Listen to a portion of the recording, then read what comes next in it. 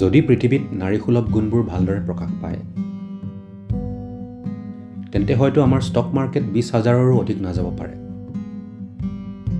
কিন্তু সচৰাচৰ মানুহে অলপ বেছি হাঁহিব পাৰিব, অলপ বেছি সুখী হ'ব, অলপ বেছি মৰমীয়াল হ'ব, জীৱনটো অলপ বেছি ধুনীয়া হ'ব, যিটো মূলতে আমি বিচাৰোঁ, নহয়নে? মুঠতে এই সকলোবোৰ কাম মানৱ কল্যাণৰ উদ্দেশ্যে কৰা হয়, কিন্তু সেইটো সম্পূৰ্ণৰূপে পাহৰি যোৱা হৈছে, কাৰণ সেইটোৱে হ'ল পুৰুষসুলভ দিশ। যে ই কেৱল একেটা দিশে চলি থাকে, চাৰিওফালৰ কথা নাভাবে। কিন্তু নাৰীসুলভ গুণবোৰ তেনেকুৱা নহয়। নাৰীয়ে কলৈকো যাবলৈ চেষ্টা নকৰে। নাৰী য'ত আছে তাতেই সুখী। সেইটোৱে ডাঙৰ পাৰ্থক্য। যদি এই দুটাৰ মাজত ভাৰসাম্য থাকে তেন্তে আমি ক'ৰবালৈ যাবও পাৰোঁ আৰু য'ত আছোঁ তাতো উপভোগ কৰিব পাৰোঁ।